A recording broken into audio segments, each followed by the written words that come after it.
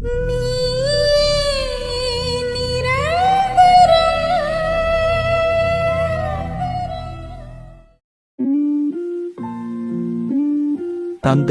மகன், தூய ஆவியாரின் பெயராலே ஆமென். முதல் வாசகம். ஆண்டவராகிய இயேசுவே, எனது ஆவியை ஏற்றுக்கொள்ளும். திருத்தூதர் பணிகள் நூலிலிருந்து வாசகம். அதிகாரம் 7. இறை வார்த்தை 51 முதல் 8 வரை மற்றும் 1. அந்நாள்களில் ஸ்தேவான் மக்களையும் மூப்பரையும் மறைநூல் அறிஞரையும் நோக்கிக் கூறியது: திமிர் பிடித்தவர்களே, இறைவார்த்தையை கேட்க மறுக்கும் செவியும் ஏற்க மறுக்கும் உள்ளமும் கொண்டவர்களே, உங்களுடைய மூதாதையரைப் போல நீங்களும் தூய ஆவியாரை எப்போதும் எதிர்க்கிறீர்கள். எந்த இறைவாக்கினரைத்தான் உங்கள் மூதாதையர் துன்புறுத்தாமல் இருந்தார்கள்?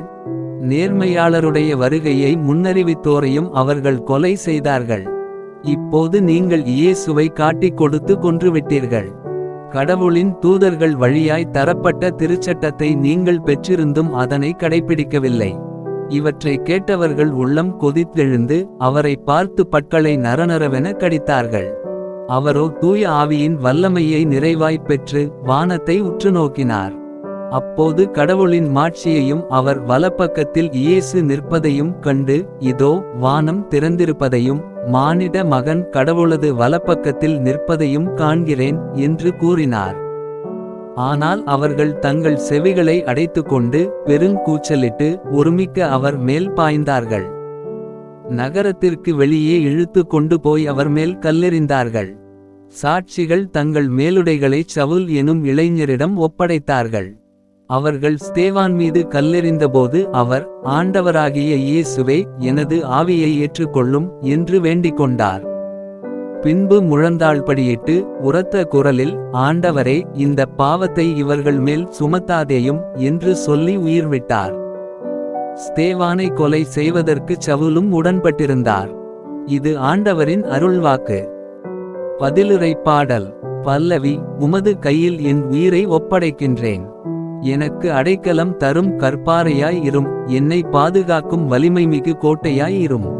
ஆம், என் கற்பாறையும் கோட்டையும் நீரே, உமது பெயரின் பொருட்டு எனக்கு வழிகாட்டி என்னை நடத்தியருளும். பல்லவி. உமது கையில் என் உயிரை ஒப்படைக்கின்றேன். உமது கையில் என் உயிரை ஒப்படைக்கின்றேன். வாக்கு பிறழாத இறைவனாகிய ஆண்டவரே, நீர் என்னை மீட்டருளினீர். நானோ பயனற்ற சிலைகளில் பற்றுடையோரை வெறுத்து ஆண்டவர் மீது நம்பிக்கை வைக்கின்றேன். உமது பேரன்பில் நான் களிகூர்வேன், அக்களிப்பேன். பல்லவி. உமது கையில் என் உயிரை ஒப்படைக்கின்றேன். உமது முகத்தின் ஒளி அடியேன் மீது வீசும்படி செய்யும். உமது பேரன்பால் என்னை விடுவித்தருளும்.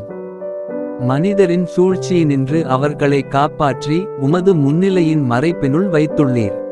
நாவுகள் கிளப்பும் பூசலினின்று அவர்களை பாதுகாத்து உமது கூடாரத்தினுள் வைத்து காக்கின்றீர். பல்லவி. உமது கையில் என் உயிரை ஒப்படைக்கின்றேன். நற்செய்திக்கு முன் வாழ்த்தொலி.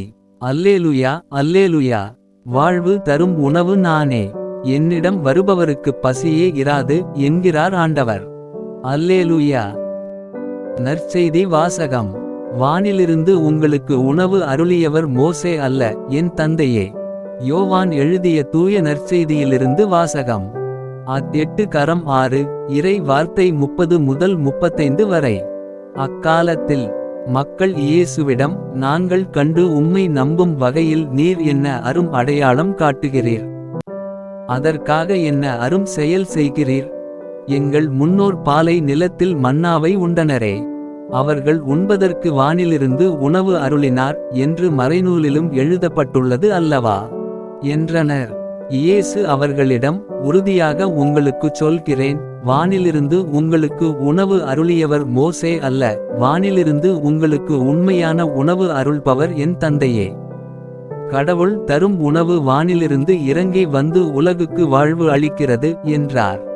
அவர்கள், ஐயா, இவ்வுணவை எங்களுக்கு எப்போதும் தாரும் என்று கேட்டுக்கொண்டார்கள். இயேசு அவர்களிடம், வாழ்வு தரும் உணவு நானே. என்னிடம் வருபவருக்கு பசியே இராது, என்னிடம் நம்பிக்கை கொண்டிருப்பவருக்கு என்றுமே தாகம் இராது என்றார். இது ஆண்டவரின் அருள்வாக்கு.